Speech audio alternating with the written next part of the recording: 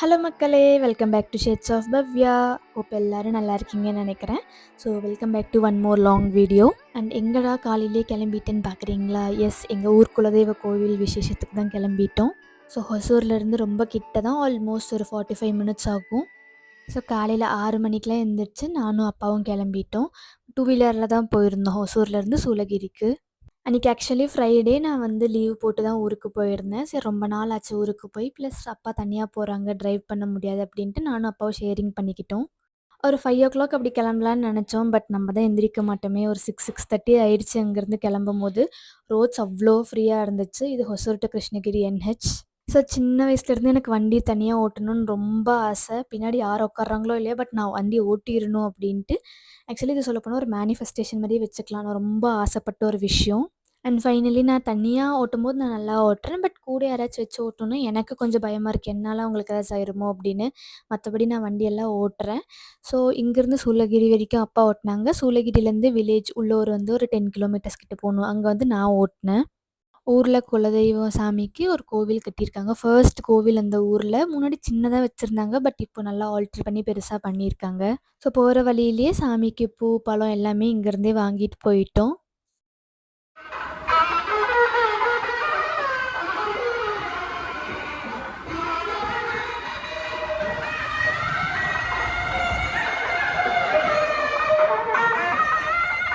எங்க ஊர் டிப்பிக்கல் அப்படியே அந்த மூவிஸ்ல காட்டுற வில்லேஜ் மாரியே தான் இருக்கும். ரொம்ப சூப்பரா இருக்கும். அந்த பேக்ரவுண்ட், அந்த மரம், சுத்தி உட்கார்றதுக்கான இடம் எல்லாமே அப்படிதான் இருக்கும். அண்ட் எங்க ஊர்ல நெறைய மாங்காய் மரம் இருக்கும்.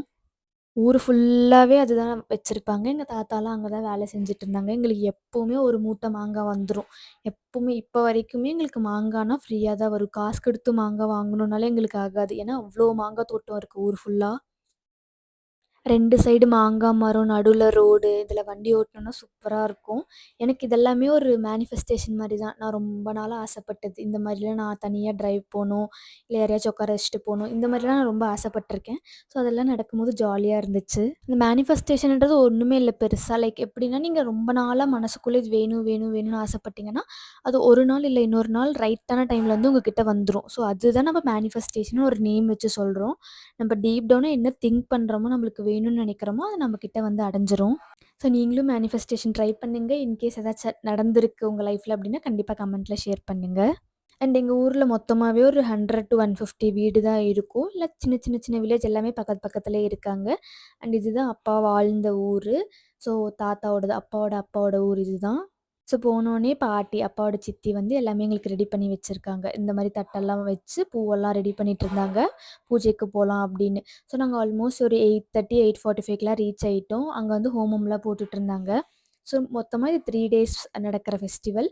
பட் நாங்க வந்து லாஸ்ட் டே மட்டும் தான் போனோம். மெயின் கும்பாபிஷேகம் அன்னைக்கு மட்டும் தான் நாங்க போயிருந்தோம். ஏன்னா லீவ் இல்ல, வீக் டேஸ்ல வந்ததுனால. அண்ட் ரொம்ப நல்லாவே பண்ணியிருந்தாங்க. கோவில்லாம் சூப்பரா கட்டியிருந்தாங்க. ரொம்ப நல்லாவே இருந்துச்சு. எங்களுக்கு அங்க ஒரு நல்ல எக்ஸ்பீரியன்ஸ் ஆக்சுவலி. நான் பெருசா கும்பாபிஷேகத்துக்குலாம் போனதில்ல. பட் இது பார்க்கும்போது கொஞ்சம் நல்லா டிஃப்ரெண்ட்டா இருந்துச்சு. அங்க இருக்கிற அந்த பாசிட்டிவ் வைப் உங்களுக்கும் வரணுன்றதுக்காக நான் கொஞ்சம் கொஞ்சம் கிளிப்பிங்ஸ்ல வந்து வாய்ஸ் ஓவர் குடுக்காம ரியல் கிளிப்பிங்கா நான் வந்து போட்டிருக்கேன். ஸோ தட் உங்களுக்கு அந்த வைப்ரேஷன் கிடைக்கும் அப்படின்னு நினச்சு தான் அப்படி பண்ணேன்.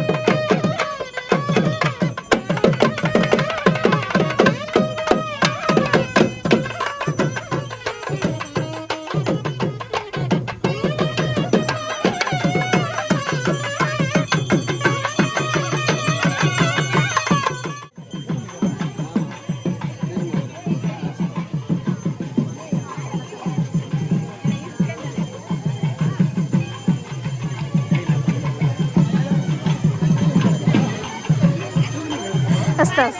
கோவிந்தா கோவிந்தா கோவிந்தா கோவிந்தா. அண்ட் எஸ் மோஸ்ட்டாக அது உங்களுக்கு பிடிக்கும்னு நினைக்கிறேன். நான் வந்து என்னோட லைஃப் ஸ்டைலில் இதுவும் ஒரு பார்ட், இந்த ஸ்பிரிச்சுவலும் ஒரு பார்ட் அப்படின்றதுக்காக தான் இது எல்லாமே ஷேர் பண்ணுறேன். அண்ட் எல்லாருமே கலசத்தை எடுத்து சாமிக்கு பூஜை பண்ணுறதுக்கு போயிட்டு இருந்தாங்க. நானும் அப்பாவும் வந்து சாமி இங்கே இருக்கிற சாமியெல்லாம் கும்பிட்டு ஆசீர்வாதம் வாங்கிட்டு நெக்ஸ்ட் நாங்களும் கோவில்கிட்ட போயிருந்தோம். அண்ட் இந்த ட்ரெஸ் வந்து ஆக்சுவலி நிறைய பேருக்கு பிடிச்சிருக்குன்னு சொல்லியிருந்தீங்க. நான் ஃபஸ்ட் டைம் போடும்போது எனக்கே அது ஒரு மாதிரி இருக்குன்னு தான் நினச்சேன். பட் என்றைக்குமே அம்மா செலெக்ஷன் சூப்பராக தானே இருக்கும். அதனால் இந்த ட்ரெஸ்ஸுமே எல்லாருமே சூப்பராக இருக்குது அப்படின்னு சொல்லியிருந்தீங்க. ஸ்டேட்டஸ் போட்டிருந்ததை பார்த்து. இன்கேஸ் நீங்கள் இன்ஸ்டாகிராமில் ஃபாலோ பண்ணலன்னா ஷேட்ஸ் ஆஃப் பவ்யாவை நீங்கள் ஃபாலோ பண்ணிக்கோங்க இன்ஸ்டாகிராமில். கோவிந்தா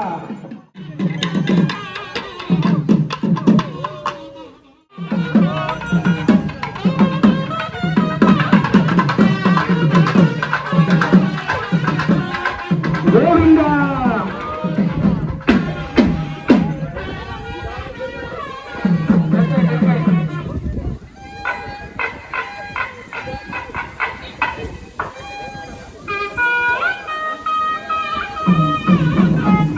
ஓம் மகாசுதர்ஷனாய நமः. துஷ்யதோஷபரிஹாரண.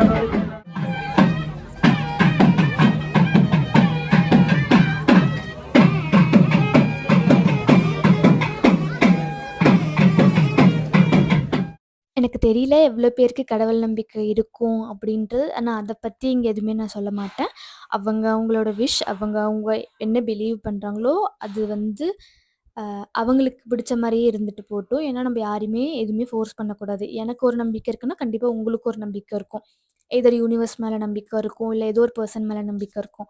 ஸோ அது வந்து நான் வந்து தப்பு கரெக்டு அப்படின்ட்டு நான் சொல்ல மாட்டேன்.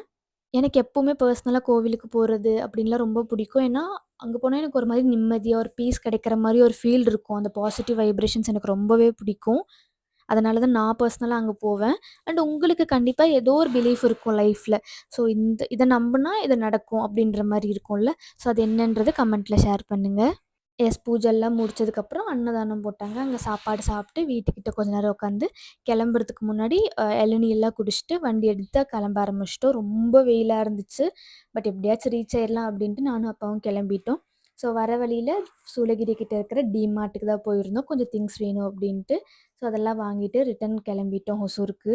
அண்ட் இப்படி தான் எங்கள் ஃப்ரைடே போச்சு. அண்ட் ரொம்ப ஹாப்பியாகவும் இருந்துச்சு. ஒரு குட்டி சஜஷன் வேணும். லைக் உங்களுக்கு எந்த மாரி வீடியோஸ் போட்டா பிடிக்கும்னு கண்டிப்பா சொல்லுங்க. ஸோ வீக்லி ஒரு லாங் வீடியோ, அப்புறம் டெய்லி ஷார்ட்ஸ் போட்டுட்ருக்கேன்ல. ஸோ அதுக்கு கிடைக்கிற சப்போர்ட்டுக்குமே ரொம்ப தேங்க்ஸ். உங்களோட ஒரு கமெண்ட்டும் எனக்கு பெரிய மோட்டிவேஷனா இருக்கும். ஃப்ராங்க்கா சொல்லணும்னா, ஒர்க்ல ஏதாச்சும் டென்ஷனா இருக்கும்போது, அந்த யூடியூப் நோட்டிஃபிகேஷன் ஏதாச்சும் கமெண்ட் நோட்டிஃபிகேஷன் வந்துச்சுன்னா, அது பார்க்கும்போது ரொம்ப ஹாப்பியா இருக்கும். நெக்ஸ்ட் என்ன பண்ணலாம் வேலையில அப்படின்ற ஒரு கான்சன்ட்ரேஷன் போகும். ஸோ நீங்க போடுற ஒரு கமெண்ட்டுமே இந்த சைடு என்ன வந்து ஹாப்பி படுத்திட்டுருக்கு. ஸோ உங்களுக்காக இத நான் சொல்றேன். நீங்க எஃபோர்ட் எடுத்து போடுற ஒரு கமெண்ட்டுமே இந்த சைட்ல இருக்கிற எனக்கு அது ரொம்ப பெரிய ஹாப்பினஸ் குடுக்குது. ஸோ அதுக்கு எல்லாத்துக்குமே ஃபர்ஸ்ட் ரொம்ப தேங்க்ஸ்.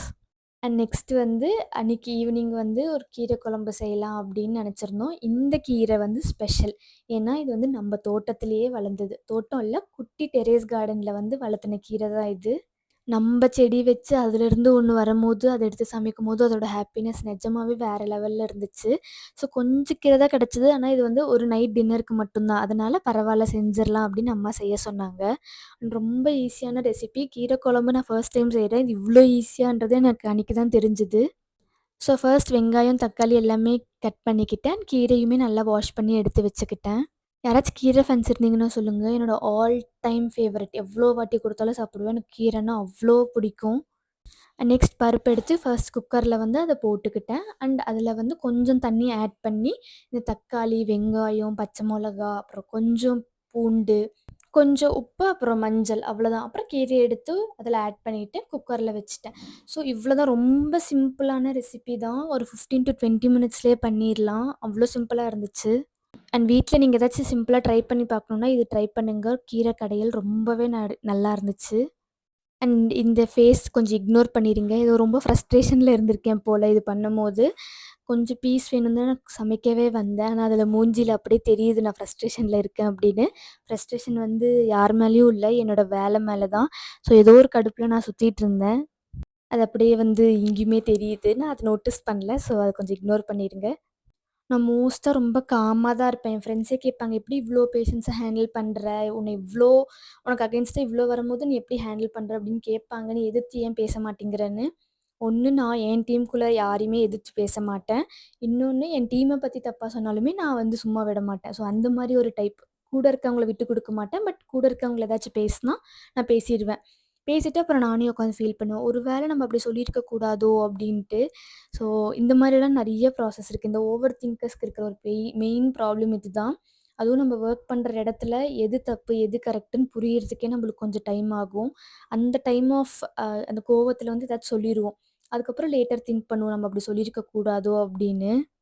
பட் ஆப்போசிட் சைட்லயும் அதே பண்ணுவாங்க. பட் அவங்க யோசிப்பாங்களான்னு நம்மளுக்கு தெரியாது. மேபி அவங்களும் ஹியூமன் தானே. அவங்களும் யோசிப்பாங்க. ஸோ இது வந்து ஒர்க் லைஃபோடயே வச்சுக்கிட்டு பர்சனல் லைஃப டிஸ்டர்ப் பண்ணாத வரைக்கும் இது நல்லது. இன்கேஸ் அது பர்சனல் லைஃப்க்கும் கேரி ஆச்சுனா தான் நம்மளுக்கு வந்து ரொம்ப ஸ்ட்ரெஸ் ஆயிரும். இந்த இன்ஸ்டால ரீல்ஸ் வந்துட்டே இருக்கும்ல. நெறைய பேர் வந்து வேலைய விடுறது வந்து வொர்க் ப்ரெஷர்னால இல்ல. அங்க சுத்தி நடக்கிற ஸ்ட்ரெஸ்னால அப்படின்னு. ஸோ அந்த மாரி எல்லாமும் நெறையா இருக்கும். நம்ம எல்லாமே ஹேண்டில் பண்ற விதத்தில தான் இருக்கு. ஸோ நம்மளுக்கு அந்த ஒரு டிஃப்ரென்ஸ் ஆஃப் லைன் தெரியணும். எது பர்சனல் லைஃப், எது வொர்க் லைஃப் அப்படின்னு. அது தெரிஞ்சாலே நம்ம 2மே மிக்ஸ் பண்ணி நம்மள கன்ஃப்யூஸ் பண்ணிக்க மாட்டோம். ஸோ யாராச்சும் புதுசா ஐடிக்குள்ள வரீங்கன்னா, நெறைய சேலஞ்சஸ் இருக்கும். பட் அது ஈஸியா நீங்க ஃபேஸ் பண்ணிரலாம். ஜஸ்ட் ஒரு கான்ஃபிடன்ஸ்ன்ற ஒரு விஷயத்த வச்சு.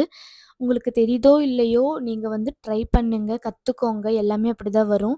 இப்போ நான் வந்து ஓரளவுக்கு ஆயிட்டே வரேன் அப்படின்னா, ஒரே காரணம் என் கான்ஃபிடன்ஸ் தான். என்னால தைரியமா நின்னு, ஓகே இது தப்புனா நான் தப்புன்னு ஒத்துப்பேன். கரெக்ட்னா இத நான் கரெக்ட்டுன்னு ஸ்டாண்ட் எடுத்து நிப்பேன். ஆனா தப்புனா சாரி கேட்கறதுக்கு நான் தயங்கவே மாட்டேன். ஏன்னா நான் எவ்வளோ சாரி கேட்குறேனோ, அவ்வளோ நான் கத்துப்பேன். அதுக்குன்ட்டு நான் எப்ப பார்த்தாலும் தப்பு பண்ணுவேனா அப்படின்னு கேட்டா கிடையாது. நான் ரொம்ப யோசிச்சு யோசிச்சு தான் பண்ணுவேன். ஒரு மெயில் அனுப்பணும்னாலே 2 வாட்டி படிச்சு தான் அனுப்புவேன். ஸோ அந்த மாரி ஒரு கேட்டகரி தான் நானு. எதா இருந்தாலும் ஒரு மாரி பெர்ஃபெக்ட்டா பண்ணி முடிக்கணும் அப்படின்ற ஒரு கேட்டகரிக்குள்ள தான் நான் வருவேன். அண்ட் நெறைய பேருக்கு டவுட் இருந்துச்சு. நான் வந்து டெஸ்டிங்கா, டெவலப்பிங்கா என்ன அப்படின்ட்டு. நான் 2மே கிடையாது. நான் ஆப்பரேஷனல் அண்ட் மேனேஜ்மெண்ட். இங்க நெறைய ஒர்க் லைஃப் பத்தி பேச வேணாம். நான் தனியா டெடிகேட்டடா வீடியோ போடுறேன். இன்கேஸ் உங்களுக்கு ஏதாச்சும் ஒர்க்க பத்தி டவுட் இருந்துச்சுன்னா, கமெண்ட்ல சொல்லுங்க. நான் அதுக்குன்ட்டு ஒரு வீடியோ ரெடி பண்ணிட்டுருக்கேன். ஸோ, அதில வந்து உங்க எல்லா கொஷின்ஸ்க்குமே நான் ஆன்சர் சொல்றேன். And yes coming back to cooking topic. நல்லா 3 விசில் விட்டதுக்கப்புறம் கொஞ்சம் உப்பு போட்டு நல்லா வந்து ஸ்மாஷ் பண்ணி எடுத்துட்டேன். அதுக்கப்புறம் வந்து தாளிக்கிறது மட்டும் தான். தாளிக்கிறது ரொம்ப ஈஸி ஆஸ் யூசுவல் தான். கொஞ்சம் எண்ணெய் ஆட் பண்ணி கடுகு, வெங்காயம், கருவேப்பிலை இதெல்லாம் போட்டுட்டு, அப்புறம் நான் தாளிச்சு எடுத்துட்டேன். ஸோ இது ரொம்ப ஈஸியான ரெசிபி. ரொம்ப டீட்டெயில்டாவும் நான் போட்டிருக்கேன்.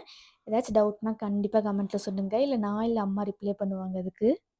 அண்ட் எஸ் மறுபடியும் ரொம்ப ரொம்ப ரொம்ப தேங்க்ஸ். லைக் போடுற ஒருத்தருக்குமே, கமெண்ட் பண்ற ஒருத்தருக்குமே, அது வந்து நீங்க இன்டைரக்ட்டா ஒரு பெர்சன ஹேப்பினஸ் குடுத்துட்டுருக்கீங்க. அந்த ஒரு பெர்சன் நான் தான். அப்புறம் என் ஃபேமிலிக்குமே. இவ்ளோ நேரம் பொறுமையா உட்காந்து நான் பேசுறது கேட்டு, என் வீடியோஸ பார்த்து, சப்போர்ட் பண்ணி, எல்லாருக்குமே ரொம்ப ரொம்ப தேங்க்ஸ். உங்களோட ஏதாச்சு இப்படி பண்ணுங்க, அப்படி பண்ணுங்க, ஏதாச்சும் மாத்திக்கோங்க அப்படி சொன்னா, கண்டிப்பா வந்து நான் மாத்திப்பேன், எடுத்துப்பேன். ஏன்னா நான் அவ்வளோ பெரிய யூடியூபர் கிடையாது. லைக் எல்லாமே பெர்ஃபெக்ட்டா பண்ணுவேனான்ட்டு கேட்டா இல்ல. ஸோ நீங்க சொல்ற ஒரு ஒரு பாசிட்டிவ் நோட்ஸுமே நான் எடுத்து அத சேஞ்ச் பண்ணி பண்றேன். ஸோ ஏதாச்சும் இருந்துச்சுன்னா எனக்கு கமெண்ட்ல சொல்லுங்க. அப்புறம் மறக்காம லைக் பண்ணிட்டு பாருங்க. அண்ட் அந்த டே இப்படி தான் முடிஞ்சுச்சு. ஸோ எல்லா ஒரு டேவும் பாசிட்டிவா இருந்தாலும் சரி, நெகட்டிவா இருந்தாலும் சரி, நம்ம எடுத்துட்டு போற விதத்தில தான் இருக்கு. It's okay to have low days also. But அத எப்படி நீங்க மறுபடியும் பவுன்ஸ் பேக் பண்ணி கொண்டு வரீங்கன்றது உங்க கையில தான் இருக்கு. ஸோ ரொம்ப ரொம்ப தேங்க்ஸ். நான் உங்கள அடுத்த வீடியோல பார்க்குறேன். ஸோ தேங்க்ஸ் ஃபார் வாட்சிங். மறக்காம சப்ஸ்கிரைப் பண்ணிட்டு, லைக் பண்ணிட்டு பாருங்க. டாட்டா.